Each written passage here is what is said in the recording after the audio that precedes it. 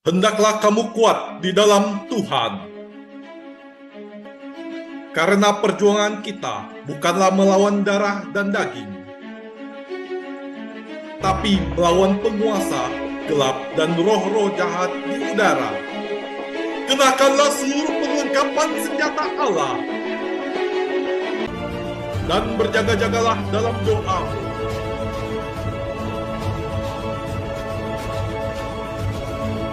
Legion of Jesus memberitakan kabar baik kepada semua orang. Halo, shalom saudaraku, jumpa lagi dengan saya Fabian Seko dan channel Legion of Jesus memberitakan kabar baik bagi semua orang.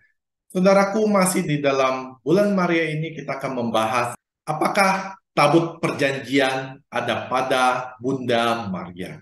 Saudaraku, kitab suci menyatakan bahwa Allah menguduskan tabut perjanjian lama yang berisikan mana, kedua loh batu, dan juga tongkat Imam Harun, seperti yang dicatat di dalam Keluaran 25 sampai dengan 31 dan ditulis di dalam Ibrani 9 ayat 4. Di situ terdapat mezbah pembakaran ukupan dari emas dan tabut perjanjian yang seluruhnya disalut dengan emas. Di dalam tabut perjanjian itu tersimpan buli-buli emas berisi mana, tongkat Harun yang pernah bertunas, dan loh-loh batu yang bertuliskan perjanjian. Allah sangat menguduskan tabut perjanjian. Terlebih lagi, Allah pasti juga menguduskan Bunda Maria. Nah, kenapa Allah menguduskan Bunda Maria?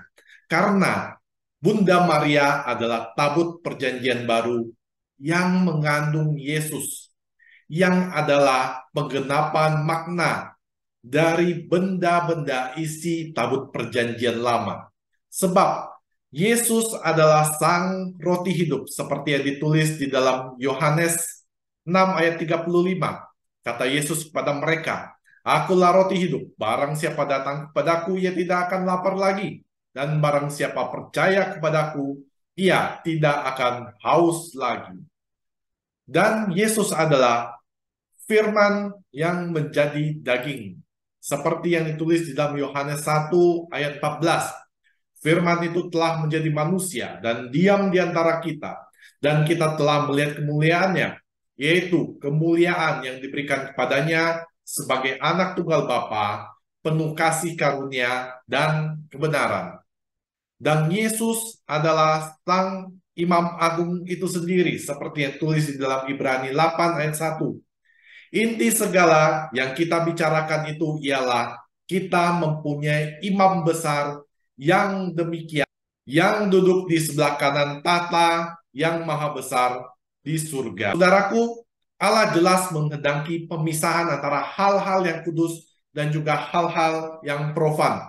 Karena itu, Allah menghukum Raja Beliasar yang menggunakan perkakas bait suci untuk dipakai minum-minum dengan tamu-tamunya. Ini bisa dilihat di Daniel 5. Allah juga menghukum Uza yang menyentuh tabut Allah, yang tercatat di dalam 2 Samuel 6 ayat 6 sampai dengan 7. Saudaraku, jika Allah demikian menguduskan tabut perjanjian lama, sehingga tak boleh disentuh sembarangan orang, maka Allah tentu saja juga mengkhususkan Bunda Maria sebagai tabut perjanjian baru yang hanya untuk Allah. Nabi Yeskel bernubuat bahwa tak ada seorang pun yang dapat melewati gerbang yang pernah dilalui oleh Tuhan, seperti yang dicatat di dalam Yehezkiel 44 ayat 2. Lalu Tuhan berfirman kepadaku, "Pintu gerbang ini harus tetap tertutup, jangan dibuka dan jangan seorang pun masuk dari situ, sebab Tuhan Allah Israel sudah masuk melaluinya. Karena itu, gerbang itu harus tetap ditutup." Saudaraku, ini di belakang saya adalah gambaran pintu gerbang emas yang pernah dilalui Tuhan, sampai hari ini tertutup. Saudaraku, para bapa gereja, terutama Santo Ambrosius dan juga Santo Hieronymus, mengartikan ayat tersebut sebagai gambaran keperawanan Maria yang tetap selamanya. Sebab Kristus datang ke dunia melalui rahim Maria yang sebagai gerbangnya. Gambaran ini melukiskan betapa Allah menghendaki pengkhususkan hal-hal yang berhubungan dengannya untuk maksud pengudusan. Banyak ayat di dalam kitab suci Perjanjian Lama yang menunjukkan hal itu. Misalnya tentang persyaratan persembahan di Bait Allah, pengkhususan suku Lewi untuk melayani di Bait Allah, pengudusan tabut Allah, dan seterusnya. Dengan demikian, tidak ada alasan bahwa di dalam Perjanjian Baru yang menjadi penggenapan dari Perjanjian Lama, hal pengkhususkan ini justru tidak ada. Demikianlah saudaraku, kurang lebih yang diajarkan oleh Bapak Gereja yang menginterpretasikan keperawanan Maria sebagai wujud keseluruhan persembahan dirinya kepada Allah, yang melibatkan seluruh tubuh dan juga jiwanya. Allah memenuhi Bunda Maria dengan rahmatnya. Hal ini bisa dilihat di dalam Lukas 1 ayat 28. Ketika malaikat itu masuk ke rumah Maria, ia berkata, "Salam, hai engkau yang dikarunia Tuhan, menyertai engkau." Hal ini memampukan Bunda Maria untuk berbuat demikian agar kehendak Allah dapat terwujud secara sempurna di dalam dirinya.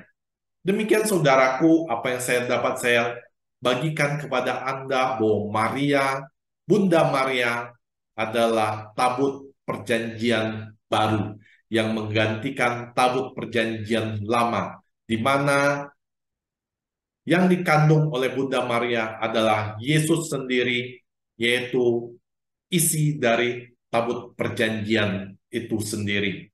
Saudaraku, semoga hal ini menguatkan iman Anda, menambah pengetahuan Anda. Anda boleh silakan like, subscribe, dan juga bagikan ke banyak orang agar channel ini menjadi berkat bagi semua orang. Saudaraku, akhir kata, saya mengucapkan terima kasih. Tuhan Yesus memberkati Anda dan juga saya. Bye-bye.